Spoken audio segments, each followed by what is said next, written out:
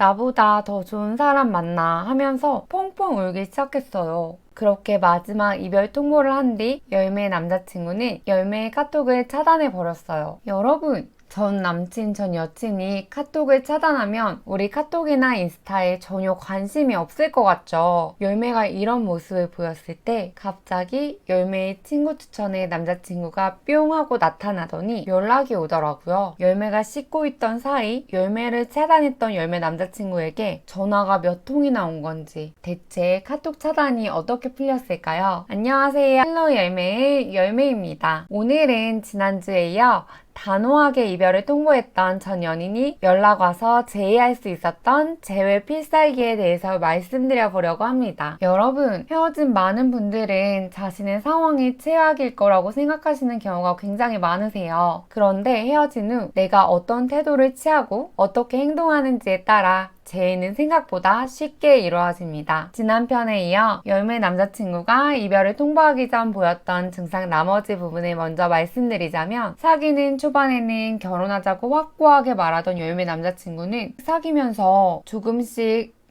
열매와 갈등이 생기면서 결혼에 대해 확실하게 확신해주지 않았습니다. 열매님이 저를 찾아오시기 전에 아주 짧았던 한 번의 재회가 있었어요. 헤어짐을 받아들이기 힘들었던 열매는 헤어지고 3일 뒤에 남자친구에게 찾아갔고, 그때 한층 남자친구는 누그러진 모습이더라고요. 열매 남자친구도 꽤 힘든 시간을 보냈다고 했어요. 그럼에도 불구하고 아직은 본인의 마음을 모르겠다고 시간이 필요하다고 했습니다. 그렇게 시간을 갖기로 약속을 하고 그날 밤 열매는 집에 돌아가서 정말 도저히 안 될 것 같아서 다시 남자친구에게 연락을 했고, 그렇게 남자친구는 결국 잡혀서 열매와 열매 남자친구는 2주를 더 만났습니다. 그런데 열매 남자친구는 만나면서도 예전 같지 않다, 그만하는 게 나을 것 같다는 말을 너무 쉽게 했어요. 거의 2주 동안 하루도 빠짐없이 남자친구는 헤어짐을 말했고, 열매와 맞지 않고 대화가 통하지 않는다면서 계속 투덜투덜했고, 그렇게 열매 남친은 열매와 크게 싸운 이후 결국 3일 잠수를 타고 열매 남자친구는 전화로 열매에게 헤어짐을 통보했어요. 헤어짐을 통보하면서 열매 남자친구는 나보다 더 좋은 사람 만나 하면서 펑펑 울었고, 첫 번째 재회를 그렇게 마무리하게 되었습니다. 열매와 열매 남자친구가 첫 번째 재회 후에 결국 다시 헤어질 수밖에 없었던 이유는, 열매 남자친구가 헤어짐을 선택한 이유는 분명히 있었을 텐데 바로 너무 짧은 텀에 다시 재회를 했다는 거예요. 근본적인 해결책과 변화 없이 짧은 시간에 다시 재회를 하다 보니까 열매가 노력을 해도 열매의 노력이 보이지 않았고, 열매 남자친구에게 열매의 부정적 이미지는 고착화되었고, 결국 열매 남자친구의 반응에 열매는 다시 만나고 난 이후에 지나친 저 자세의 모습을 보여줄 수밖에 없었어요. 결국 짧은 재회는 오히려 열매 남자친구에게 이별에 대한 확신만 심어주게 된 거죠.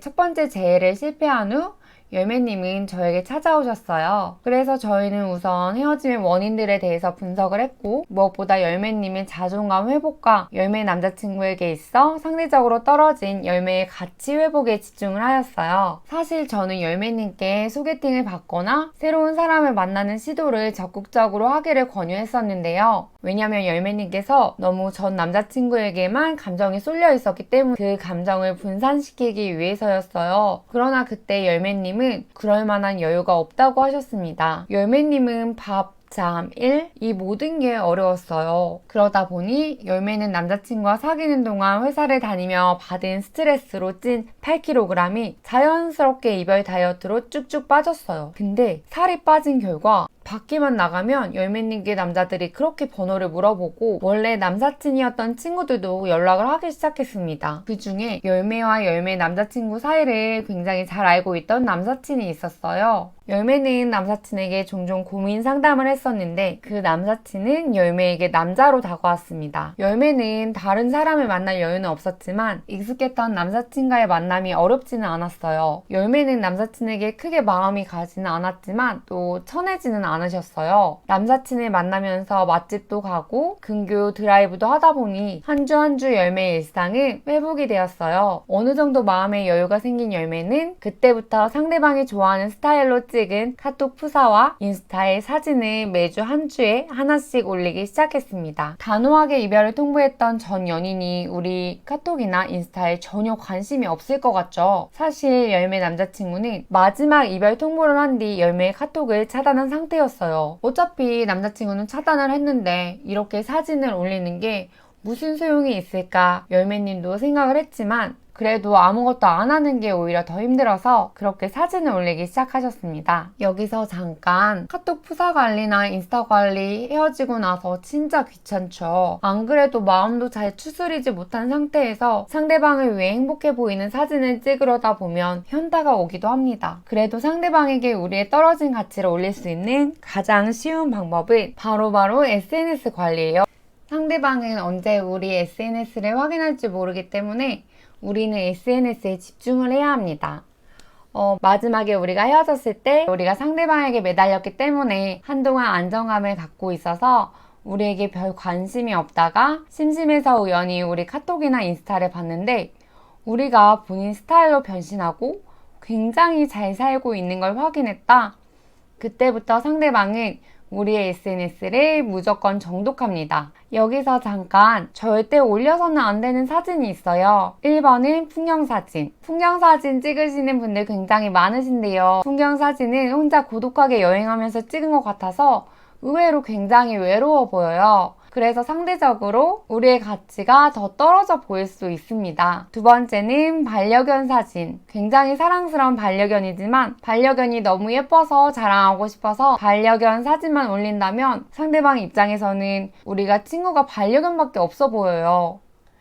세 번째는 잘 나온 사진을 건지려고 몇십 번, 몇백 번을 넘게 찍어도 못 건져가지고 결국에는 망한 사진. 차라리 다음 기회를 노리는 게 좋지. 못 나온 사진은 안 올리는 것만 못해요. 마음 급하다고 올리시는 분들 많으신데 절대 안 돼요. 상대방은 오랜 기간 우리를 안 봤기 때문에 마치 사진이 우리인 듯 착각할 수 있거든요. 그래서 최대한 잘 나온 인생 사진을 올리시는 게 좋습니다. 이렇게 열매는 사진을 올리면서 시간이 지나가길 기다렸고 시간이 지나 마음의 여유가 생긴 열매는 어느 순간 현실을 객관적으로 바라보기 시작했어요. 열매가 그토록 사랑했던 남친은 그렇게 좋은 사람은 아니었다는 거. 연애할 때는 남친이 열매 세상이었고 남친만 생각하면 뭐든 벅찼는데 행복했던 그때의 내가, 그때의 우리가 여전히 그립지만 이 연애의 열매는 최선을 다했고 이별 후에 이제는 너무 멀리 왔고 그때로 돌아갈 수는 없다는 생각을 하게 됐어요. 열매는 드디어 마음속으로 남자친구와의 연애에 종지부를 찍었습니다. 그리고 드디어 남자친구의 카톡을 삭제하고 인스타를 언팔했어요. 그리고 일주일 뒤 열매의 카톡 친구 추천에는 남자친구가 뿅 하고 나타났습니다. 친구 추천에 열매 남자친구가 나타났다는 건 열매 남자친구가 카톡 차단을 해제했다는 것의 방증이죠. 차단이 풀렸다는 건 남자친구의 마음이 많이 동요되고 있다는 것의 방증이기도 해요. 어떻게 차단이 풀렸을까요? 여기서 굉장히 중요한 포인트는 열매의 마음에서 남자친구에 대한 마음의 진정한 종지부를 찍었다는 거예요. 종지부를 찍기 전까지 열매 입장에서는 무언가를 내가 해야 할 것만 같은 부담, 지금 아니면 상대방이 나를 다 정리할 것 같은 마음에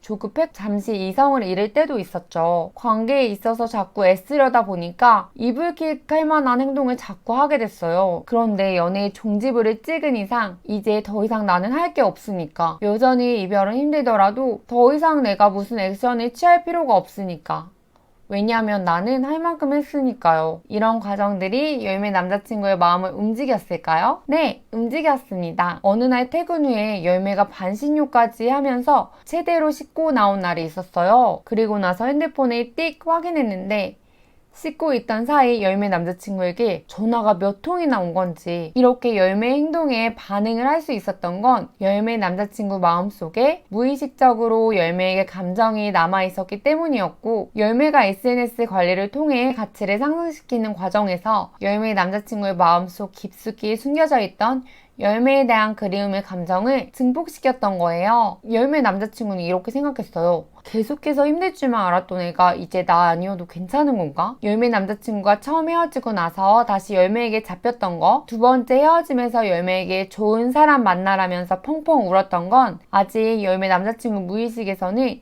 열매에 대한 마음이 남아있다는 거라는 걸 열매와 저는 알고 있었어요.